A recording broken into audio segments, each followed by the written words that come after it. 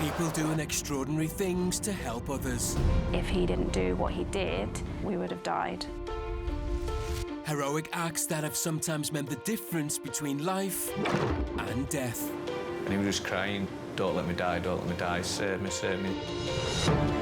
Amazing acts of courage. It was just a natural reaction. This guy needs help. Captured on dash cams, CCTV, and mobile phones. Incredible stories from the UK. He put his life at risk just to save me. And across the world. Mayday, mayday, mayday. All the people that assisted with my rescues that day are my heroes. We genuinely owe our lives to him.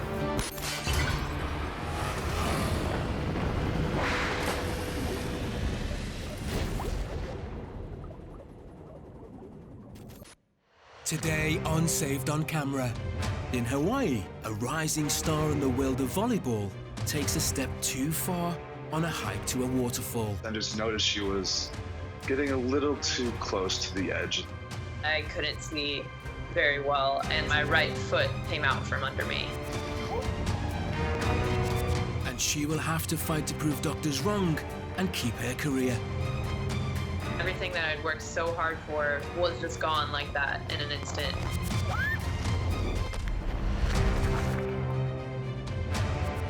In the UK, a home invasion sees a husband fight off 3 masked men to protect his wife. You sort of see this sort of stuff on TV. You don't expect 3 armed men in your home. A paraglider pilot has crashed into a cliff on the Dorset coast. He's left hanging on for his life with a 500-foot drop below him. My friend has crashed his paraglider into a cliff. The rescue services are on their way, but they have only one clue to his location. The caller mentioned that the paraglider was stuck about 20 meters below a tree. And in the crystal clear waters of the Bahamas, a free diver makes a near fatal error. We weren't really careful of the depth. I just used up too much fighting the fish as I was down there. Leaving his brother to try and save him from drowning. Just one thing on my mind, go save him.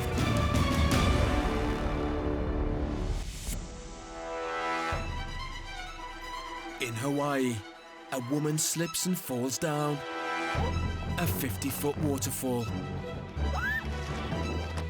Friends who witnessed the fall fear for the worst. I have to be prepared for any circumstance that I might encounter. She could be alive, she could be dead. Heather Friesen, a professional volleyball player, was based in California when an exciting opportunity came her way. I got a scholarship to play at the University of Hawaii. I'd never been to Hawaii before, and I was really excited to go. And it was there she met her adventurous friend, Austin Ackery. We just hit it off right from the get-go. We started sharing each other's stories and developing a really strong and deep connection. He was just such a happy, cheerful person that we instantly became friends, and he loved hiking, so we would go on hikes together. When Austin suggested a group of them hike the Kawau Crater Trail in Honolulu, Heather jumped at the chance. It was one that I'd never gone on before, so I was really excited, and he said that a couple other friends were coming. The Kawau Crater hike is up to the ridge of the Ko'olau Mountains. We couldn't pray for a better day. This blue skies, minimal clouds overhead. When we got to the beginning of the hike, there was a sign that said something like, Kawau Crater Trail, hike at your own risk. But we all just kind of laughed at it and said, no, we'll be fine. We're just going to keep going. I also remember saying, man, my season starts in a week. I better not roll my ankle or something because my coach would be really mad at me.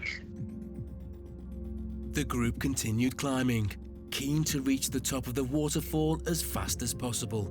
The climb to the top of the waterfall wasn't all that difficult. It was fairly short, probably took no more than 5 to 10 minutes. Having climbed, the pair admired the scenery, but Heather's enjoyment was about to be cut short. Whoa. I really just wanted to take a look over the edge of the waterfall because in my mind I thought, how many times do you get to look over the edge of a 50-foot waterfall? I just noticed she was getting a little too close to the edge. There's this little trickle of water that was kind of in the shadows that I couldn't see very well. And so my right foot, unfortunately, just happened to step right on that. Whoa. And it came out from under me.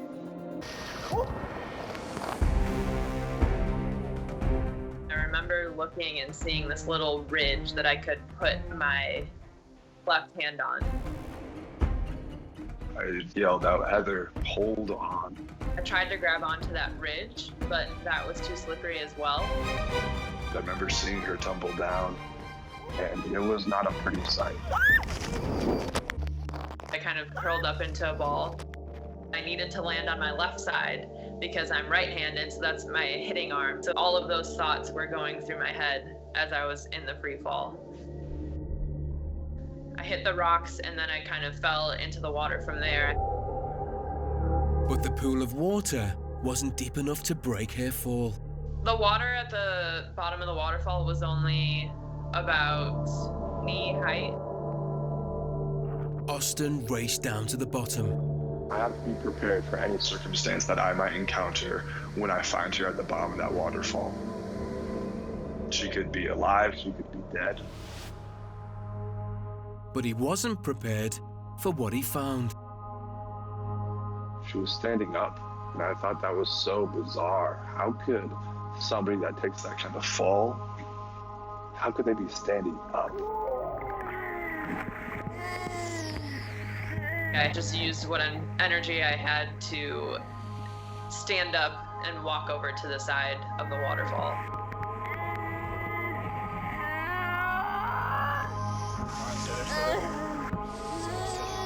Even though Heather was moving around, Austin knew she could still be in danger.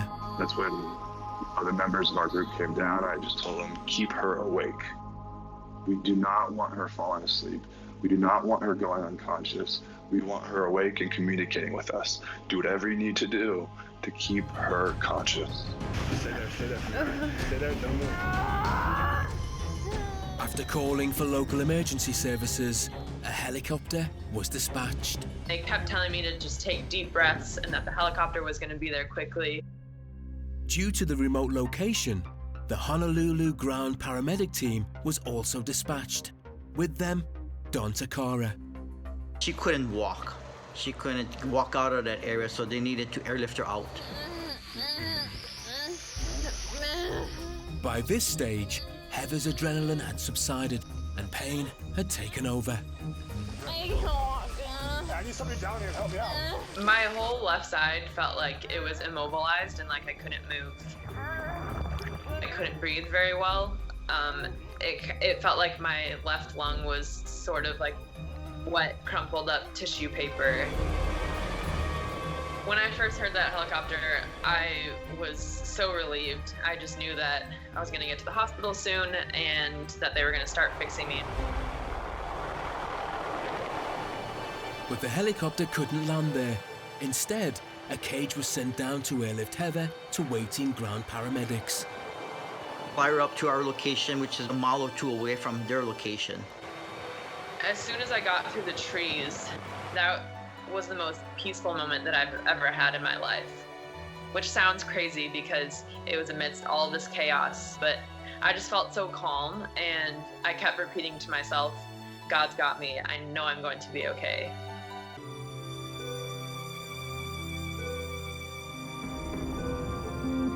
The paramedics were also surprised at how okay Heather seemed, but they must now consider internal injuries. We've noticed there was crepitus in her chest, indicating that she had a punctured lung, basically. Riding over those roads is when I really started to realize what kind of pain I was in. Because her fall was so high, it was critical that we got her to the trauma center as soon as possible. Finally, in hospital, the true extent of Heather's injuries were revealed.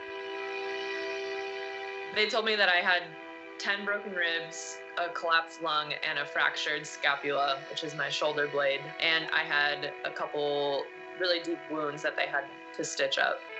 With Austin now by her bedside, there was more devastating news to come. The doctors told us the extent of her injuries, and from what you could tell, Heather would not be playing volleyball ever again. I remember being so devastated, crying really hard because, man, everything that I'd worked so hard for was just gone like that in an instant.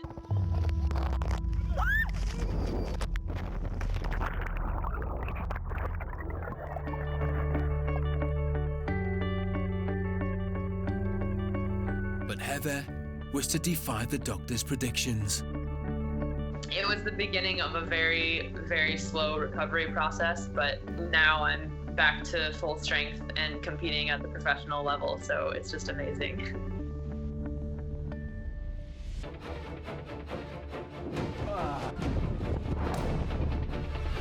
In the UK, a paraglider has crashed into a cliff with a sheer drop of 500 feet below. Catch rescue. He's been up there for nearly 2 hours and exhaustion is setting in. Help is on the way, but they are worried they will not reach him in time. I look at the information on my phone and it said crashed paraglider, stuck on the side of the cliff, Thorncombe Beacon. Basically, the 3 pieces of information you really didn't want to see.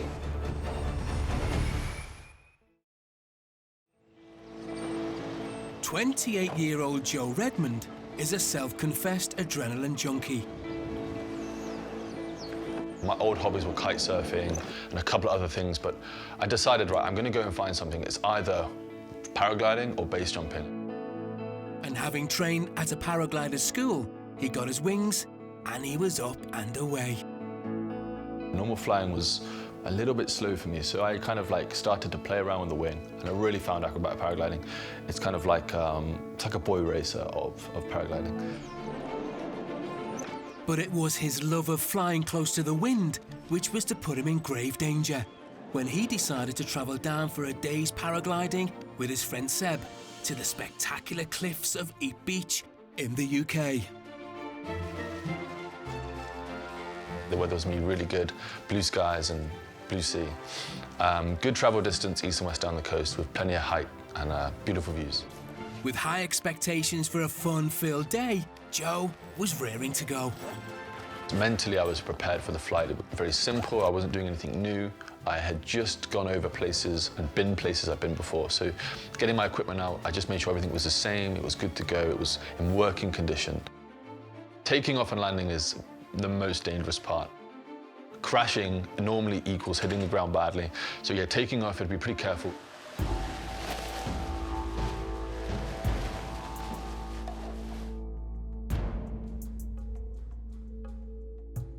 You've got like people surrounding you with their wings laid out, ready to run off the edge of the cliff, and the wind will give you enough energy to help you pull the glider up, guide it into an overhead position where you turn and face out to sea. Make sure you're in a good posture and you leave the hill and you're airborne.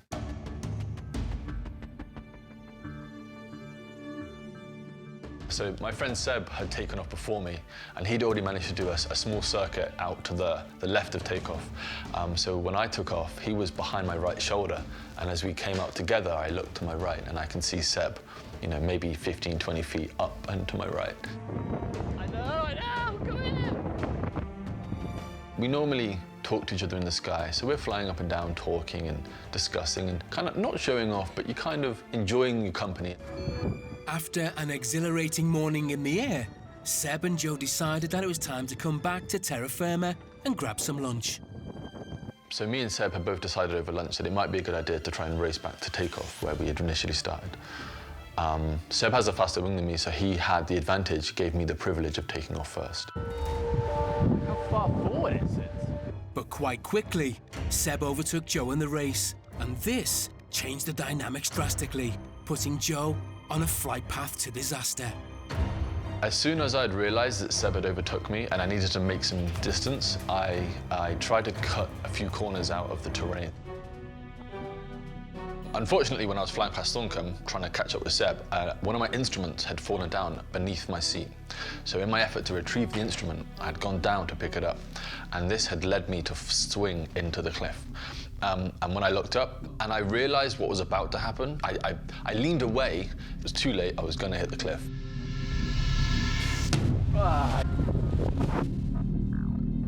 When I hit the cliff, the first thing that hit the cliff was my left side. My elbow swung in, my hip swung in, and my wing had then scooped onto the cliff edge, essentially grabbing the cliff and keeping me safe. I was now just hanging onto the rock, which is a lot better than a situation where you're half falling, half flying, you know, and I was lucky to be conscious the whole time as well. Just needed a moment to get over the pain, and then a moment to just go, well, where am I? Like, what is going on? So I started to look at how high I was. Where were people? Did they see me? I looked at the ground. I was like, okay, so I'm 25 meters up. I looked at the top. I was like, okay, so I'm like 15, 20 meters from the top. Am I gonna try and climb down? Am I gonna try and climb up? Am I gonna just sit here and play safe? Is the paraglider about to slip and I'm gonna fall anyway? It's very loose rock, not good to climb on. As he looked up, he spotted something that might help. I could see a ledge above my head that gave me more of a platform to stand on. It was a place where I could reevaluate with more time. There was a part of me that kind of felt more secure climbing than I did trusting the paraglider to hold my weight up. So I had climbed 2 meters from where I got stuck in my seat, and I'd found this ledge. It must have been maybe 2 square feet wide. It was a small ledge, just enough for your 2 feet. Later, are Joe's rescuers a little too close for comfort? I couldn't see it. It managed to come around the corner, and I was very aware that if it literally had flown over me, because of how delicately balanced I was, it was gonna blow me off. A young couple face their worst nightmare as masked men enter their home. By the time I'd got to the top of the stairs and looked down, I saw men in balaclavas at the back door of my property. With his wife ill upstairs and heavily outnumbered, a husband decides to fight back to protect her, no matter the cost. One of them pulled out which appeared to look like a knife to me, and then came towards me and said he's going to kill me.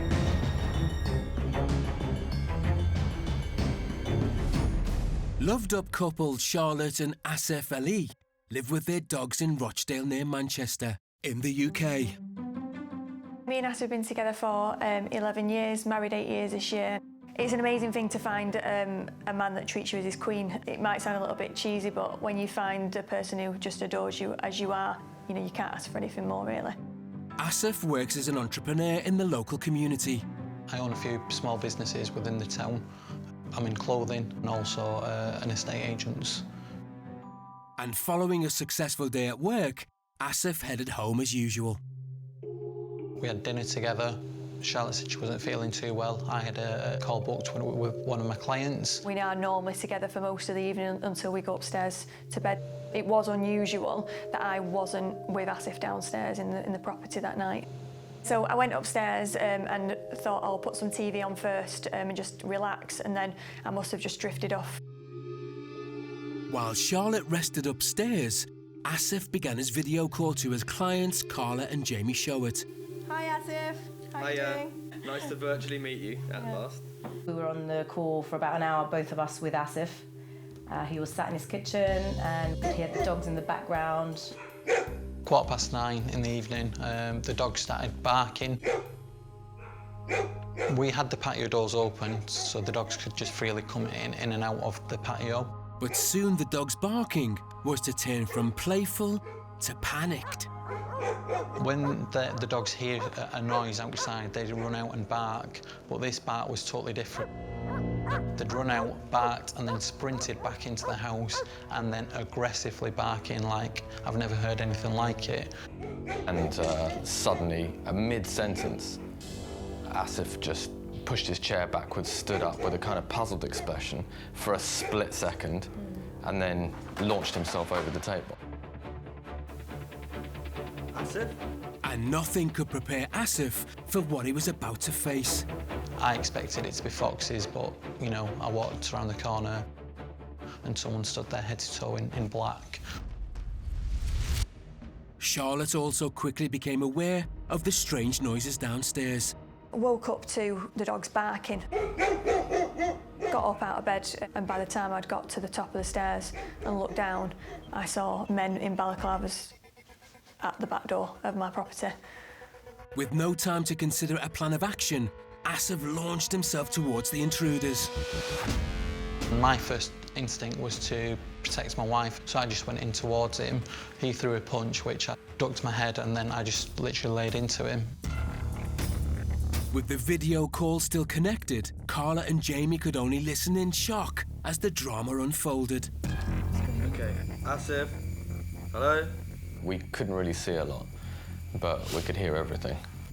Well, it started off with, what are you doing? Why are you here? What's going on? And then it was just confusion, everyone shouting at the same time. Very confusing for us. We just stood there staring at the screen, just saying to ourselves, oh my God, oh my God. And the situation was about to turn even more dangerous for Asif. Pinned this one man against the wall, and with the corner of my eye, I seen another one walk in. So, still holding the first man, I sort of flew into the second one. At this point, I turned, shouted up, Charlotte, phone the police and barricade yourself in. I went into the back bedroom, I closed the door behind me and phoned 999. Meanwhile, downstairs, things were going from bad to worse as he was becoming heavily outnumbered by the intruders. I had the one pinned, and then the second one, I managed to grab him as well, and that's when I seen the third one come through the door. It was just surreal, you know.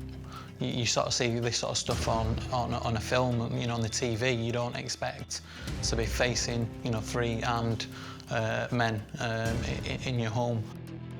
So I sort of let go of the 1 and 2 and 3 punches at the third one. For Carla and Jamie, it was like a real-life horror film, and they felt helpless. What do you want to do? Do you know where they live? Where they live? Hold on, let me just check quickly. You could tell that there was actually a physical fight. Yeah, there was sounds of scuffle, footsteps banging. It felt like we were powerless to help them. Charlotte had managed to call the police, but all they could do was wait in terror as the fighting continued. I told them the address and said, there's 3 men with balaclavas that have just entered my home. All that was going through my mind was that something was going to happen to Asif, and, you know, that itself is enough to, you know, terrify you. And we didn't know what happened to Asif, whether he was still alive.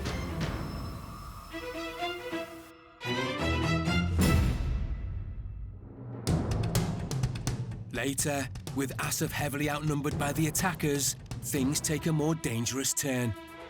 One of them pulled out which appeared to look like a knife to me, and then came towards me and said he's going to kill me.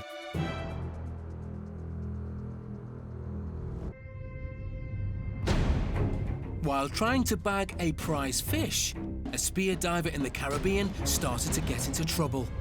I was making my way up back to the surface, and that's when, you know, everything went wrong. His brother, also in the water, knew he had to do everything he possibly could to save his life. He's gonna drown if I don't get him. Just go and save him. I'm just like, Danny, breathe, Danny, breathe. Breathe, Danny! Breathe, Danny!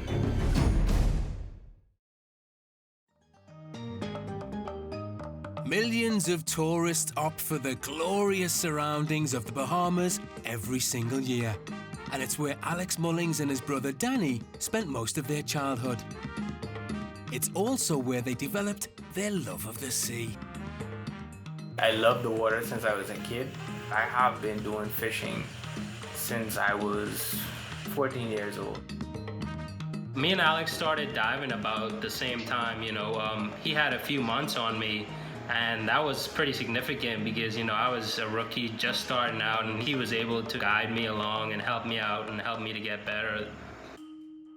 The brothers share a close bond and a healthy sense of competition.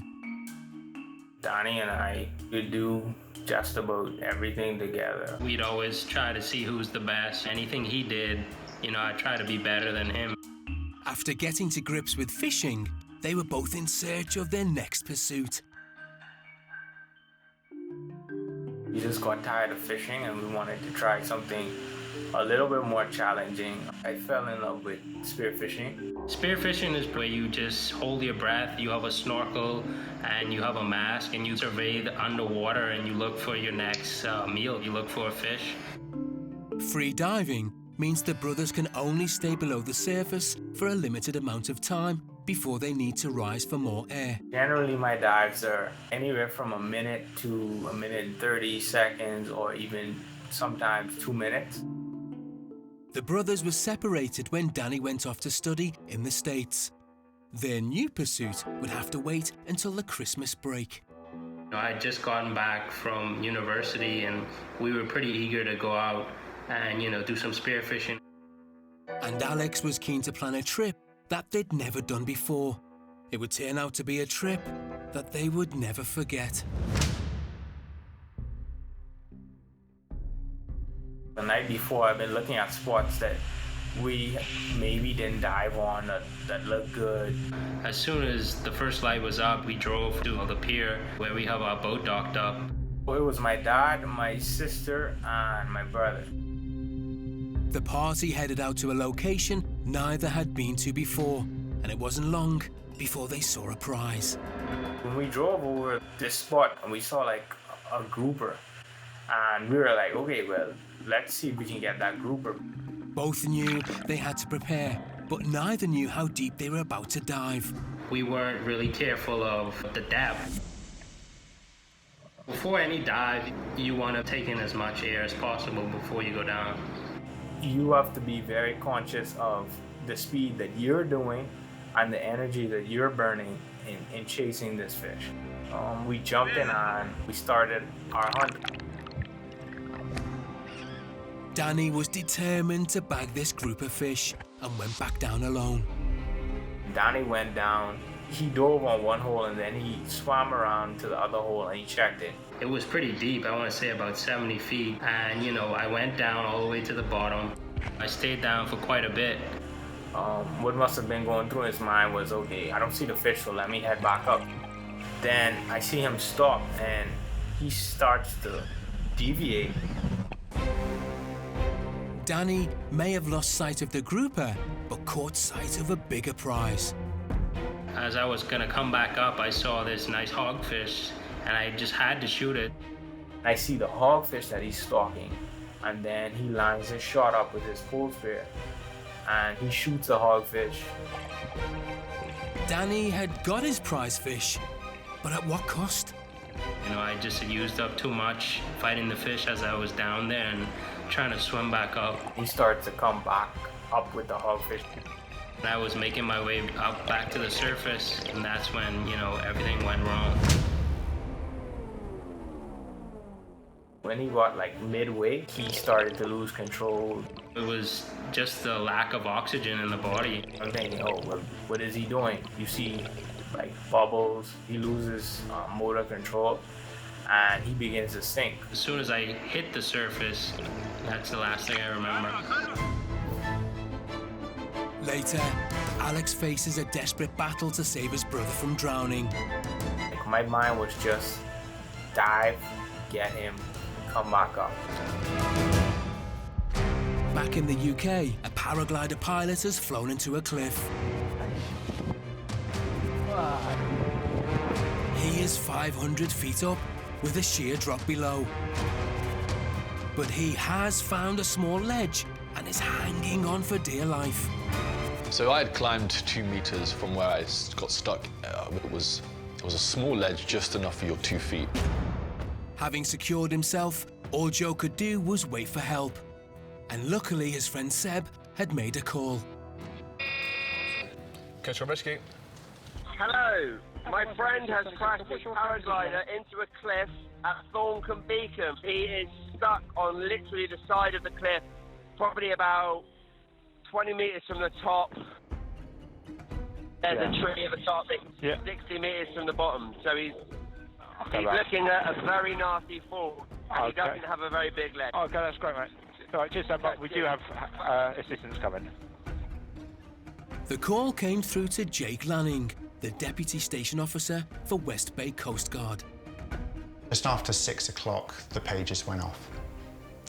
I had a look at the information on my phone and it said crashed paraglider, stuck on the side of the cliff, Thorncombe Beacon. Basically, the 3 pieces of information you really didn't want to see. The Coast Guard tasked 2 teams to respond. That was West Bay team and the Lyme Regis team, and they'd also tasked a Coast Guard rescue helicopter. There are no roads up to Thorncombe Beacon, so we travelled as far as we could on the main roads and then drove off-road the rest of the way. But when they arrived, they couldn't see anything and didn't know where to look. Luckily, when Seb had phoned, he had mentioned a vital fact. In the 999 call, the caller mentioned that the paraglider was stuck about 20 metres below a tree. There are no other trees up there apart from this one right near the edge of the cliff. So we set up our rescue equipment above that tree. The Coast Guard helicopter had also arrived. Not a welcome sight for Joe, who had been hanging onto the cliff ledge for 2 hours and was starting to feel exhausted. I heard it, I couldn't see it, it managed to come around the corner, and I was very aware that if it literally had flown over me, because of how delicately balanced I was, it was going to blow me off. Our officer in charge spoke with the helicopter pilot, who had a very clear view of where the casualty was. The decision from the helicopter was that actually this isn't a rescue that they should attempt. If they got too close to the casualty, the downdraft from the helicopter, which is significant, could have quite simply blown them off the cliff. I didn't overhear the conversation between our officer in charge and the helicopter pilot, but I remember vividly one of the other officers tapping me on the shoulder and saying, "Jake, you're going over." I remember looking over the edge of the cliff for the first time and suddenly feeling quite sick. I guess the enormity suddenly hit me of what I was about to do.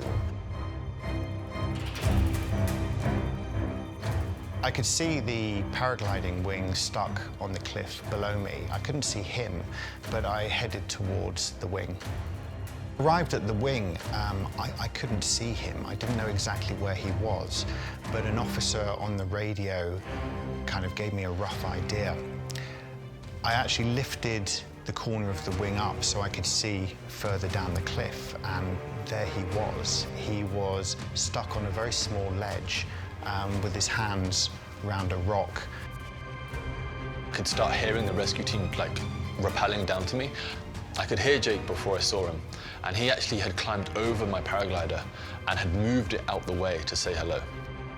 What surprised me about this casualty was he was very calm. I shouted down to him, "My name's Jake, I'm with the Coast Guard. Don't move, I'm going to come down to your location."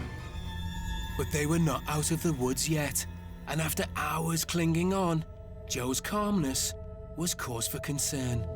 We sometimes see something called rescue collapse, which is where a casualty can relax in those moments before rescue when they think they're about to be saved, and sometimes things can go wrong. We have a piece of equipment called a rescue harness, which is basically a big strap that wraps around your body under your arms and connects them into my system. Had I moved too quickly, there's a possibility that I could have actually pulled him off of the ledge. There's a moment where I have to let go of the rock I'm holding and essentially hold on to Jake. But yeah, for a split second, my weight shifted off the rock. It's that feeling of, okay, this is it. There was quite an uncomfortable moment where I had to move him off of the ledge he'd been standing on so that he was effectively hanging in front of me with his full weight on the ropes. At that point, I was able to fully connect the leg straps which complete the harness, ready for his journey back to the top of the cliff. At the point where we are ready for recovery, the officers who'd been keeping a watchful eye at the top of the cliff fitted a winch recovery system and were able to physically winch us back to the top of the cliff.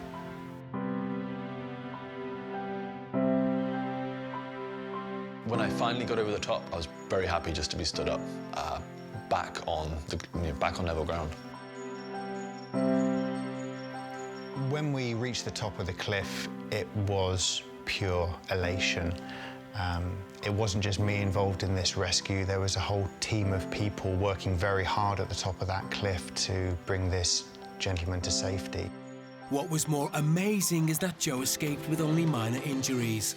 He knows that the outcome could have been very different and will be forever grateful to those who saved him.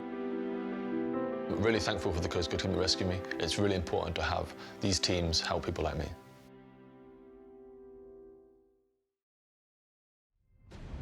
In the waters off the Bahamas, a free diver got into serious trouble on a spearfishing trip with his brother. I was making my way up back to the surface, and that's when, you know, everything went wrong.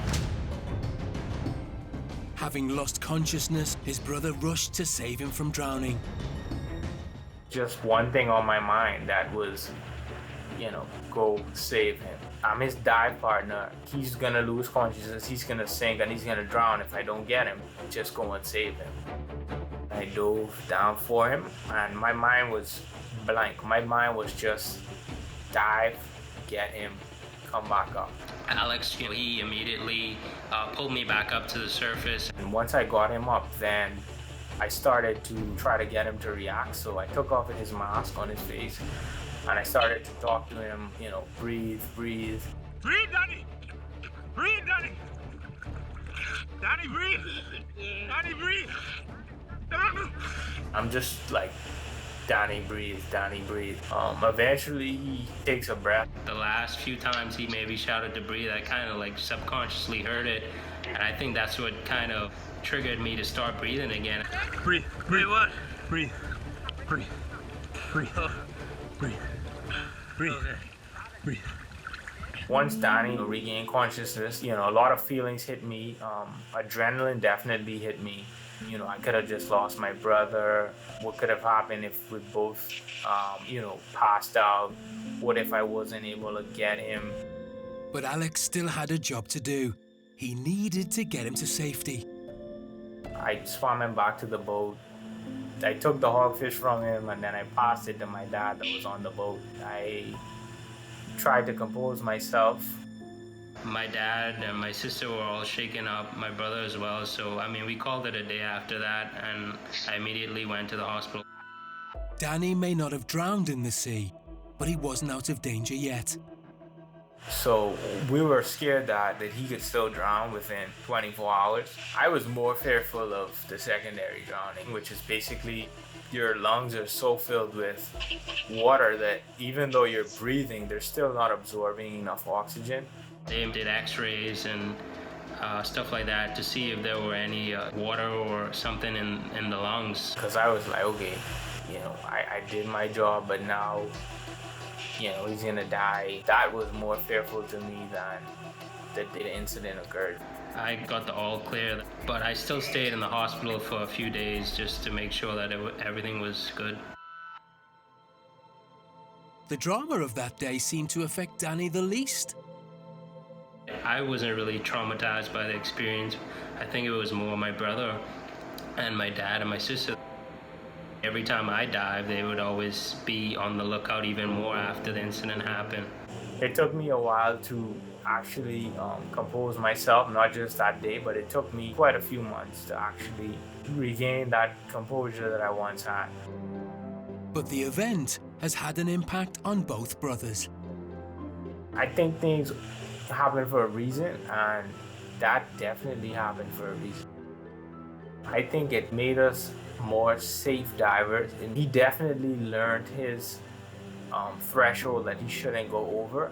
I'm thankful towards my brother that he was there that day and at the right place at the right time. He got me back to regain my consciousness and help me back up to the surface. I mean, only the worst could happen if he wasn't there and he wasn't paying attention. I probably wouldn't be here today, you know, to tell the story.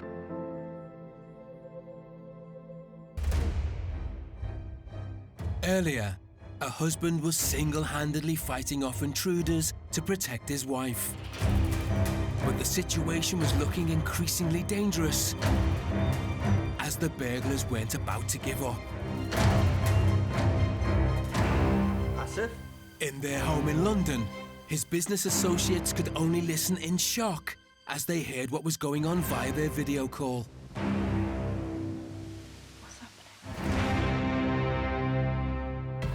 The police had been called, but until they arrived, Asif was on his own, fighting off the intruders. I didn't expect me to, turn around and starting to fight with them. I never even thought about for a second of my safety. It was all to do with my wife. And it looked like his one-man defense was working, as the attackers seemed to be almost out of the house. First one, he didn't want to know. He was like cowering against the door. And they then retreated to see what they were going to do next. But they weren't giving up yet, and things were about to turn even more threatening.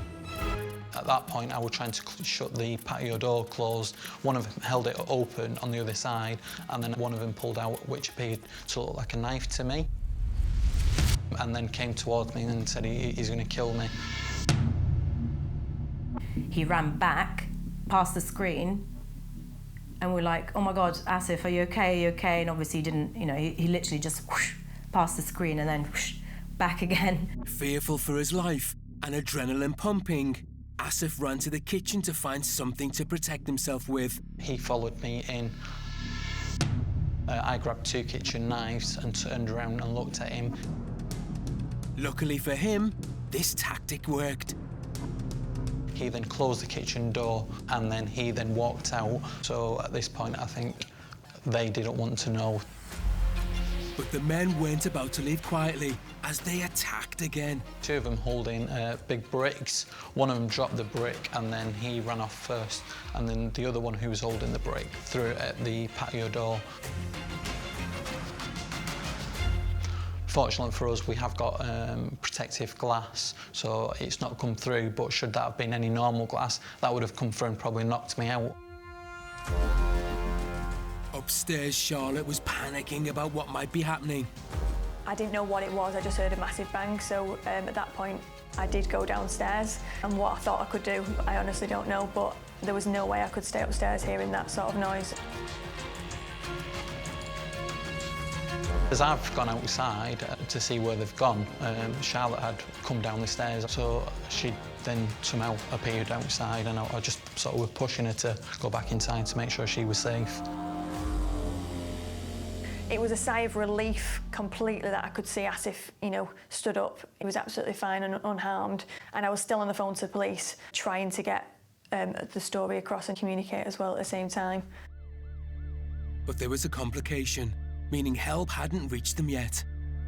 Unfortunately for us, the police went to the wrong address because so many different neighbours had phoned because the screaming and shouting was so much that no one knew where exactly it was coming from.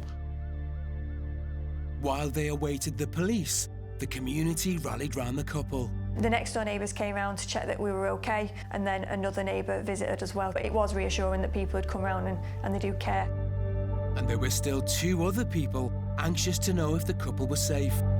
And I could hear the Skype calls, is everything all right, is everything all right? And then I realised the call was still going, so I just sort of said, I'm going to have to come back to you. Once the call was ended, what happened to them? We didn't know whether the people had left or if Charlotte was okay. Obviously, Asif had been okay enough to come and switch off the call. It was just insane, and we could hardly sleep that night, really. When the police finally arrived, when we watched the footage back and showed them, they said well done to Asif, for what he did. But when they could finally take stock of the terrifying ordeal, It hit home for the couple just how lucky they were. All that kept going through my mind is that it could have ended up in such a different way, and I could have lost my husband over it, but so courageous at the same time that he put his life at risk just to save me. That I've been in the street and I'm walking down the street and 3 blokes come at me, I'd probably turn around and run. But if they've come into my home, my wife's there, there was nothing, you know, whether there were going to be 5, 6, 7 of them. There was never going to get past me to hurt my wife. Belongings can be replaced, people can't. I was upstairs, helpless, and he just wanted to make sure that no matter what happened, nobody came anywhere near me.